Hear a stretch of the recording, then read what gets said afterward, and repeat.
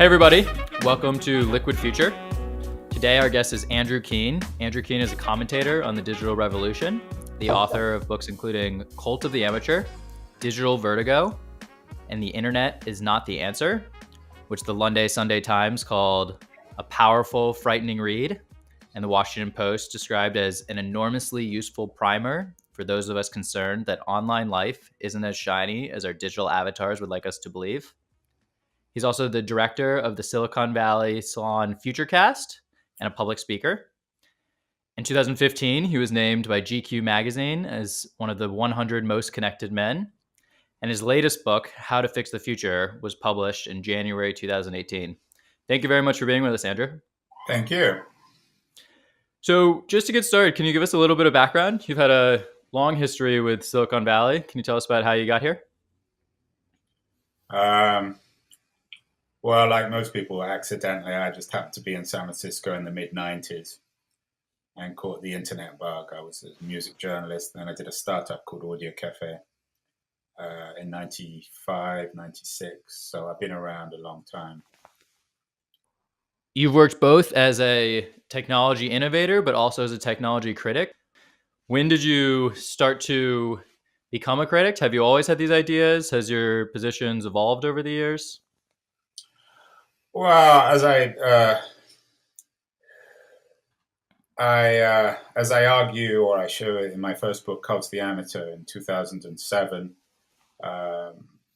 my criticism of my core criticism has really been of Web 2.0, of the idea that a supposedly distributed technology would democratize culture and economy and politics.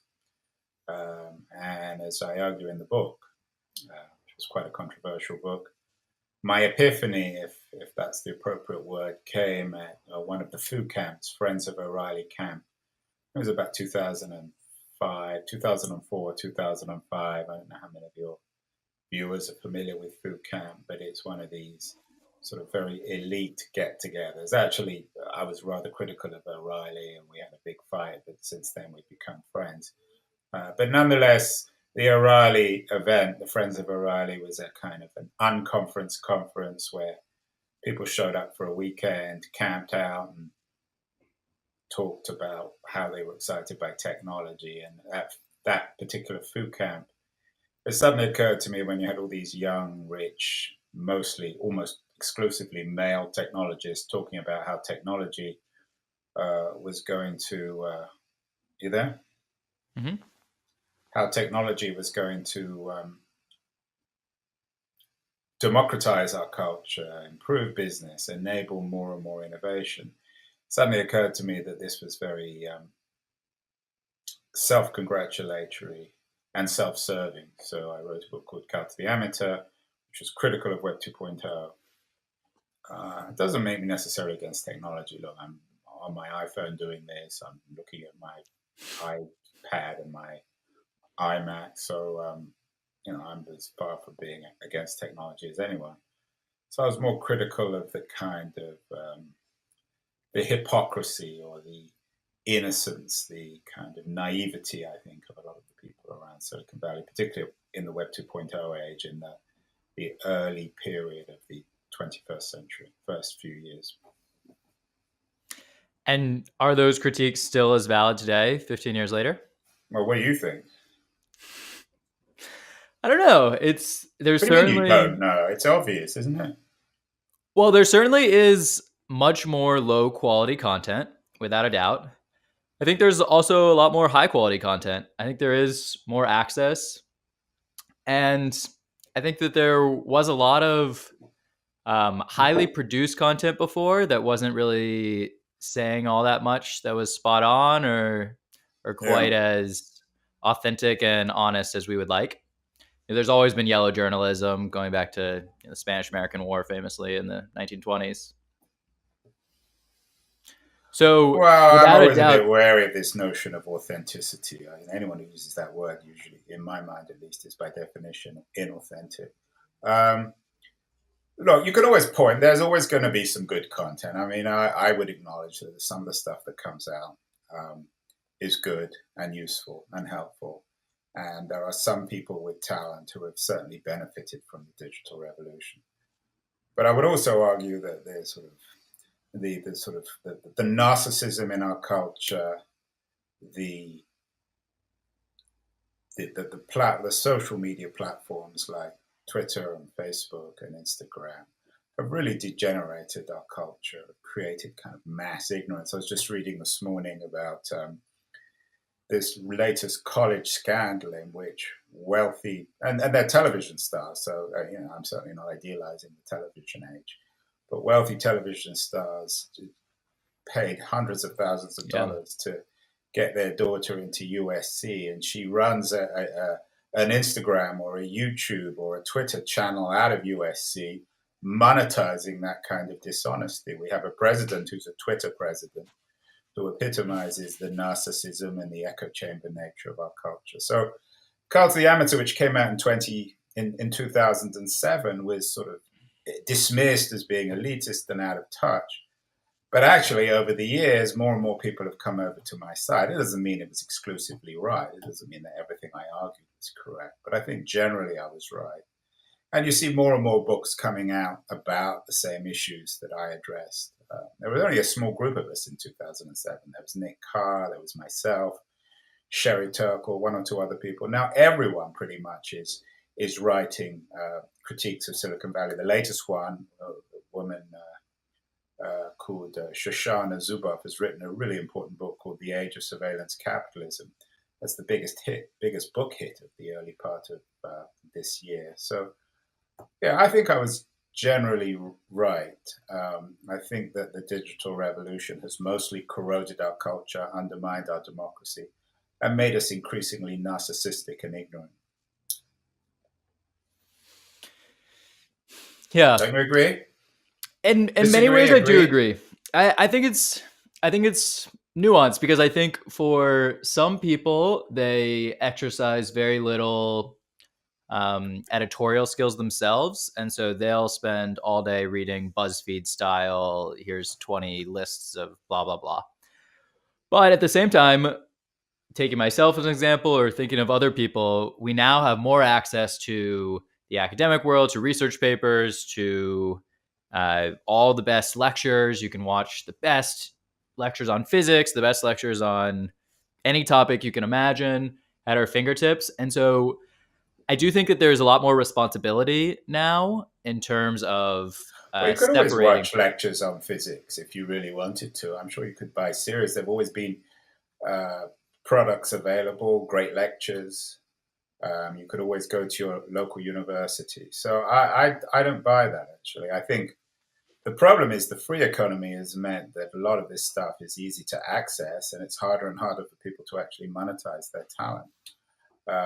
And you have a winner-take-all entertainment economy in which 5-year-old children or 18-year-olds on Instagram or YouTube are dominating the market with their kind of inanity. So I don't buy it. I mean, give me an example of something that you've really learned that you wouldn't have been able to do in the pre-internet age.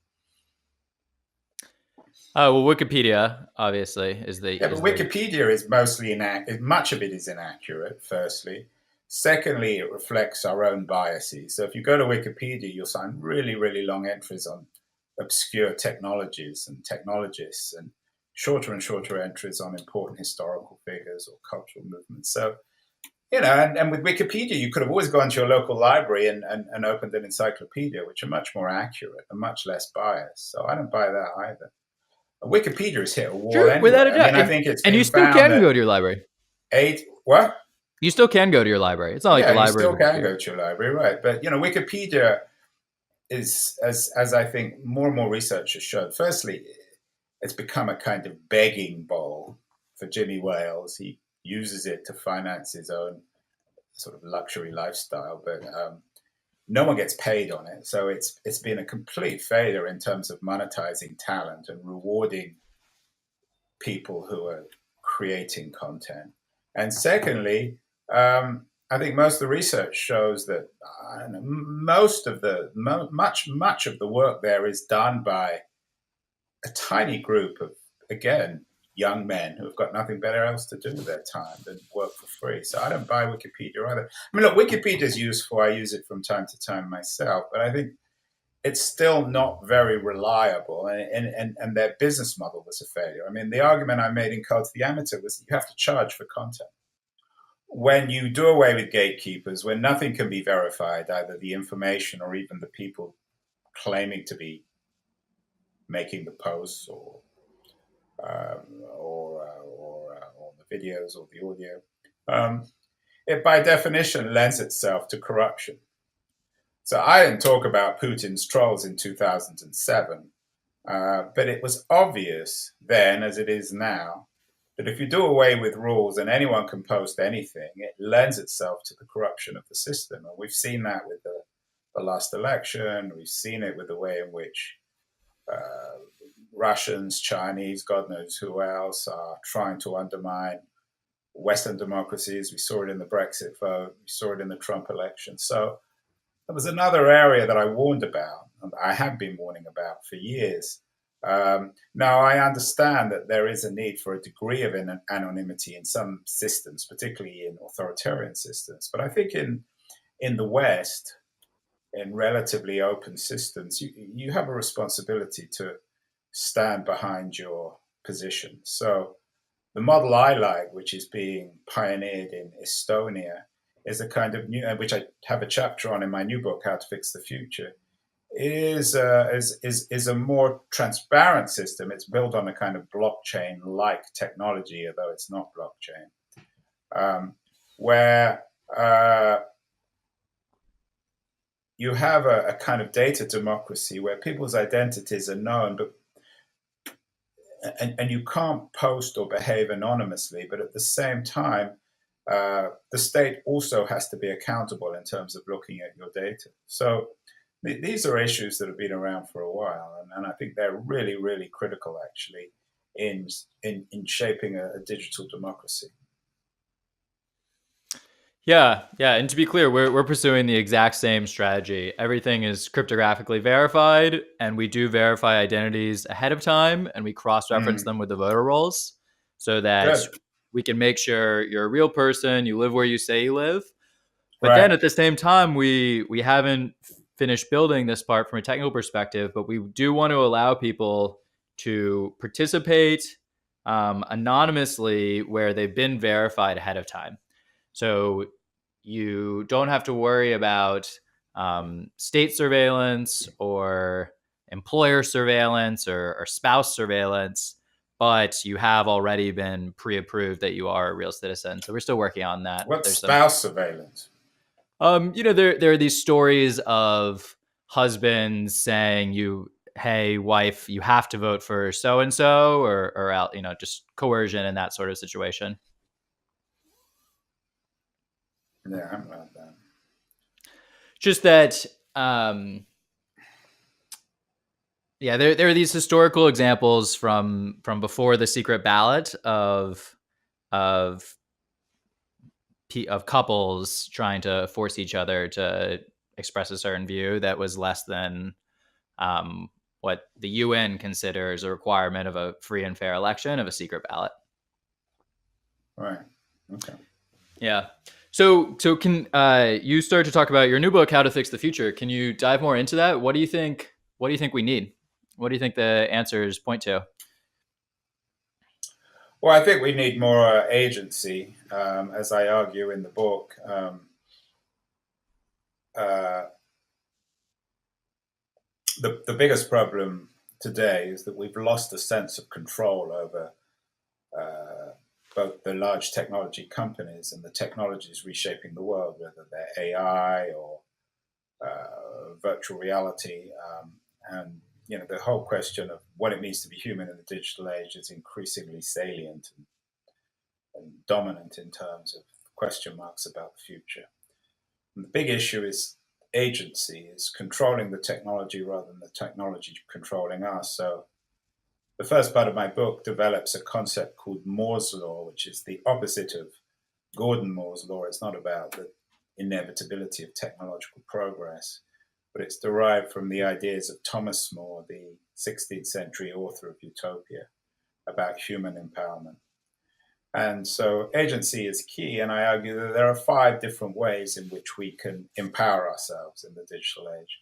The first is through regulation, through regulating the large platforms and regulating surveillance capitalism. The second is through stimulating innovation, maybe companies like yours, people trying to do things differently, search engines that don't trade on people's data, social networks that don't incessantly spy on us. The third area is through consumer engagement and empowerment, where consumers demand better products. I use the examples of the food industry and the automotive industry to show the way in which historically consumers have also improved the marketplace by refusing to pay for addictive products or unsafe products. Fourthly, citizenship is a key concept, of course. It's the kind of the purest manifestation of agency. So all different kinds, and I have lots of examples in the book. The book itself is a kind of travelogue. I go to Estonia and Singapore and Germany and Brussels, London, New York, Boston, obviously Silicon Valley. Shows the way in which different kinds of citizens, from musicians to lawyers to investors, to philanthropists, to ordinary people, to teachers, are trying to reshape this future. And finally, education. I think we need, and this is a kind of more of a long-term idea, but we need a new kind of education system for the digital age that makes being human central, but a new kind of definition of what it means to be human. Yeah, in the industrial age, we were trying to turn kids into computers to do the mathematics and the engineering and the medicine of industrial society. Today, increasingly, AI is going to do that, from programming to engineering to law to medicine. So we need to teach kids creativity. We need to teach kids the very thing that the algorithm can't do, which is being intuitive, which is being creative, which is having these sorts of conversations. So the examples I have in my book are Waldorf and Montessori education, which focuses not on technology, but on humanity. So 5 big areas: regulation, innovation, consumer power, citizen engagement, and education. And the sort of the meta theme in all this is agency, Moore's law, my Moore's law, not Silicon Valley's Moore's law. Yeah, and super fascinating. I would love to be able to delve into all of those. I'm not 100% sure we have enough time.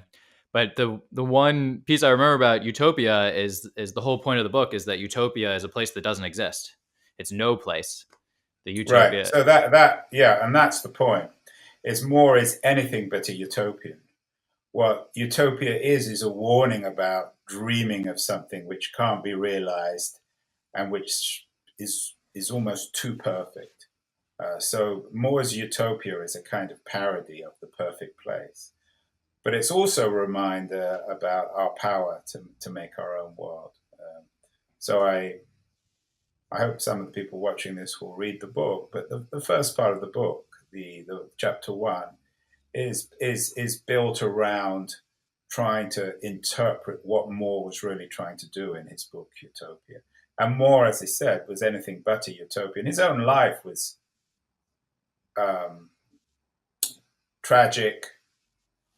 He was a lawyer, trained as a lawyer. He became a very powerful advisor to Henry VIII. And Henry VIII ended up executing Moore because Moore refused to essentially legitimize Henry's divorce from his first wife. It's a complicated historical story. Moore himself wasn't ideal either. I mean, Catholics see him as a martyr. Other people see him as compromised because of his support for persecuting Protestants. But I think he's an interesting figure, Moore. And I contrast Moore and Moore's law with his big enemy at the time, who was Martin Luther. Martin Luther, of course, is the father of Protestantism. But Martin Luther is also the father of the idea of predestination, the notion that God is so infinite and absolute that we as humans are too small and insignificant to ever understand his intention. So I think that Luther takes away agency.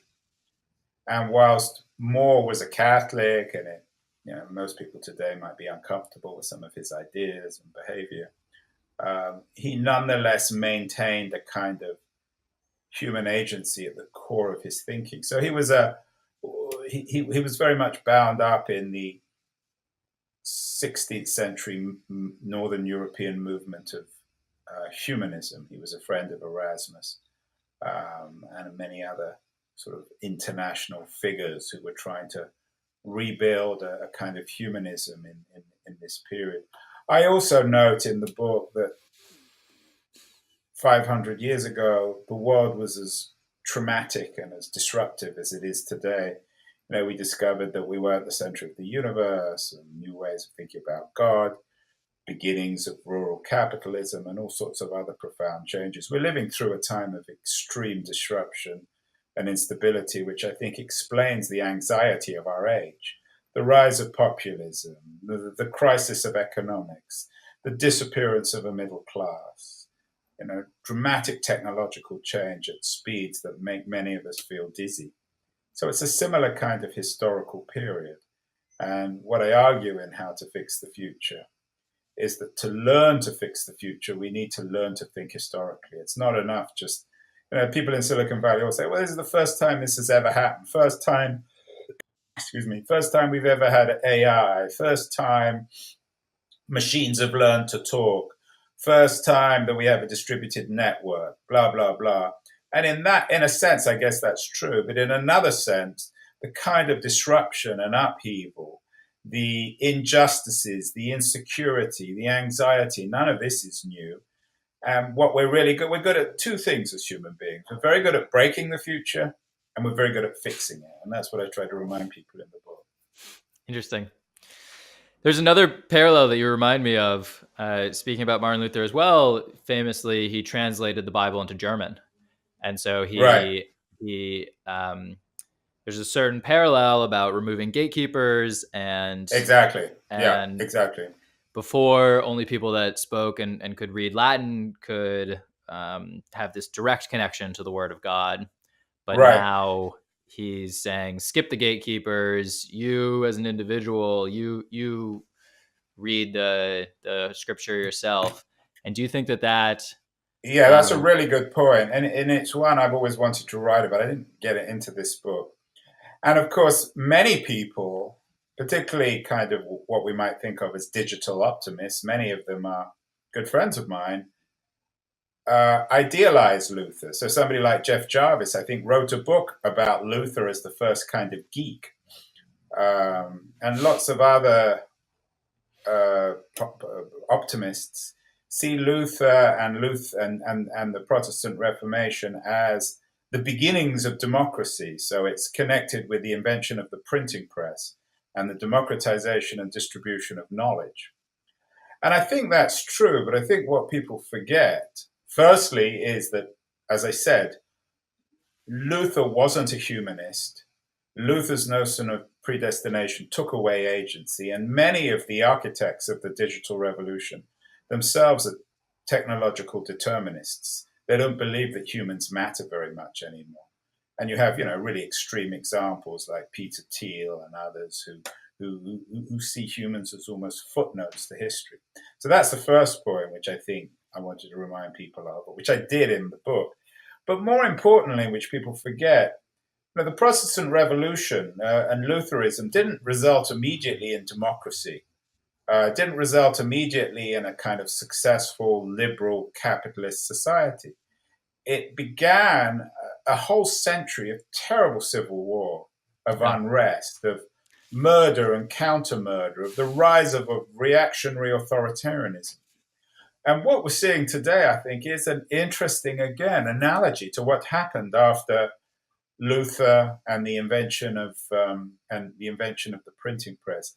I don't think it's any coincidence that the rise of authoritarianism, a new kind of undermining of democracy, cultish leaders like Trump, xenophobia, hostility to outsiders, the resurgence of nationalism.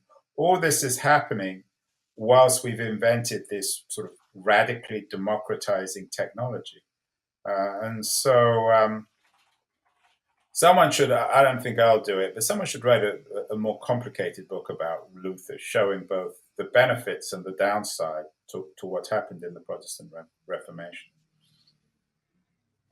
Fascinating. And you put the book in everyone's hands. That's all very well in a sort of, kind of contemporary American sense, but it also creates the conditions for mob rule. It creates the conditions for anger and uncertainty. And perhaps most relevantly in terms of our own age, it creates the conditions for undermining the elites, undermining the establishment. Now, some people watching this will say, well, we don't like elites and establishment. That's a good thing. I often get accused of being an elitist. But the reality of the world is you always have elites, and those elites have to be accountable and responsible. And I think one of the striking things about our age is that no one is acknowledging being an elite. So the Silicon Valley people, who are an elite, they're enormously wealthy and powerful, have not become accountable for that wealth and power. And the entertainment elites, as we've seen in today's scandal with Hollywood and college entrance exams, is profoundly corrupt.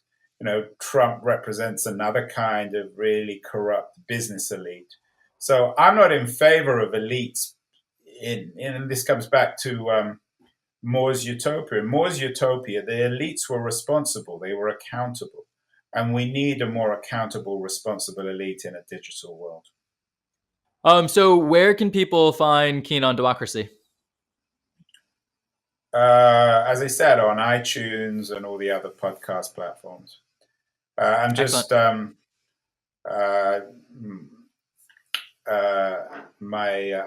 posting an interview this week with a woman called Rana Faruha.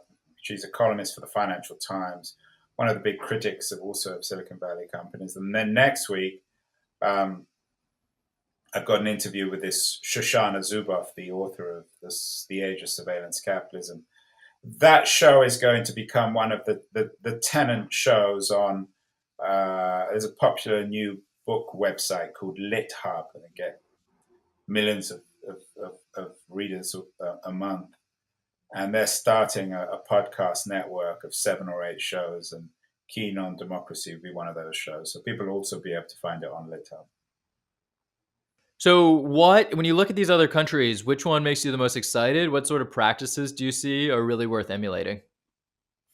Well, as I said, I have a chapter on Estonia, and I think Estonia is an interesting attempt to fashion a digital democracy. Again, it's not ideal, and it's still a work in progress, and there's still the question of how much of it is real. But what's interesting in Estonia is that it's a country that kind of began again after the Soviets were thrown out at the beginning of the 90s. It's also a country with a very well-educated technological entrepreneurial elite who basically grabbed power. It was interesting that Estonia had been part of the Soviet Union, but it was also a place with the best technological universities. So when the Soviets were thrown out, the Estonians were pretty well educated. It was, of course, we're on Skype. Estonia was made in Skype. I got it the wrong way around. Skype was made in Estonia or founded in Estonia. Now it's owned by Microsoft. Much worse, by the way, by the time Microsoft bought it, like most things.